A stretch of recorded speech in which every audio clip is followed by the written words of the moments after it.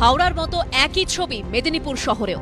মেদিনীপুর পুরসভার 25 নম্বর ওয়ার্ডে অবস্থিত শিবালিক অ্যাপার্টমেন্ট। 2019 সালে লোন নিয়ে এই বহুতলে একটি ফ্ল্যাট কেনেন অমরেন্দ্রনাথ চন্দ। গ্যারেজ নিয়ে সমস্যায় পড়ে প্রমোটারের কাছে বাড়ির প্ল্যান ও কমপ্লিশন সার্টিফিকেট চান। সার্টিফিকেট না পেয়ে পুরসভার দ্বারস্থ হন তিনি। পুরসভাতেও সমস্যার সমাধান না হওয়ায় আরটিআই করেন অমরেন্দ্রনাথ চন্দ। সেখানে তিনি জানতে পারেন এই বাড়ির কোনো কমপ্লিশন সার্টিফিকেট নেই। এরপর বাড়িটি ভেঙে ফেলার দাবিতে হাইকোর্টের দ্বারস্থ হন তিনি। 2023 সালের 3রা আগস্ট আদালত নির্দেশ দেয় 12 সপ্তাহের মধ্যে এই বিষয় শুনানি করতে হবে পুরসভাকে। নির্দিষ্ট সময়ের পরেও কোনো কাজ না হওয়ায় মেদিনীপুর পুরসভার চেয়ারম্যানের নামে আদালত অবমাননার মামলা করেন অমরেন্দ্রনাথ চন্দ। এরপর এই মাসের 15 তারিখ একটি চিঠি পান অমরেন্দ্রনাথ চন্দ। 20 তারিখ পুরসভায় শুনানি আছে বলে চিঠিতে জানানো হয়। অমরেন্দ্রনাথ চন্দের অভিযোগ, 20 তারিখ পুরসভায় গিয়ে চরম তিক্ত অভিজ্ঞতার সাক্ষী হন তিনি। পুরসভাতে তার কোনো অভিযোগই শোনা হয়নি। দলের মিটিং আছে বলে বেরিয়ে যান পুরসভার চেয়ারম্যান। আজকে ওনাদের বক্তব্য হচ্ছে আপনি দেখে কিনেছেন, আমরা কিছু করতে পারবো না।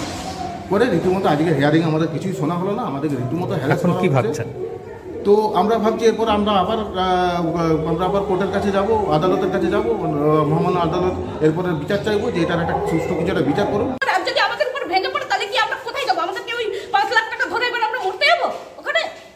কি হবে আমার ছেলের ফিউচার? কি হবে? আমি কিভাবে লোন গুনছি? আমি ব্যাংক তো আমার দুয়ার করে এসে বসে আছে, লোন দিন আমি ওখানে থাকতে পারছি না।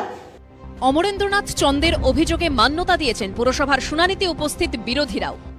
চেয়ারম্যান এবং আদার্স কাউন্সিলর, শাসক দলের কাউন্সিলরও তাদের নাকি তৃণমূলের মিটিং ছিল, সেই জন্য তারা পৌরসভার মানুষের রায়ে যে জিতে এসেছে তাদের যে গুরু দায়িত্ব আছে, সেই দায়িত্ব থেকে বড় দায়িত্ব হয়ে গেছে তাদের ক্যান্ডিডেট জুন মালিয়াকে জিতানোর জন্য তাদের মিটিং মিছিলে যেতে হবে। সেই জন্য সেই হিয়ারিংকে স্থগিত রেখে হাফ জায়গায় তারা উঠে চলে যায়। নোটিশ করার পরেও চেয়ারম্যান এটা বলেন যে আজকে আমাদের মিটিং আছে এবং পরিষ্কার বলেন আমাদের ভোট আছে সামনে, মিটিং আছে, আমরা করব না। কিন্তু যখন দেখলেন যে সত্যিকারের আদতে ইলিগাল আনঅথরাইজড বিল্ডিং যেগুলোকে অথরাইজেশন দেওয়া হচ্ছে, কমপ্লিশন সার্টিফিকেট দেওয়া হচ্ছে, সেখানে এক প্রকারে উনি কিছু বলতে পারছেন না বা ধরা হলে উনি ওনাদের পিটিশনটা শুনতেই চাইছিলেন না।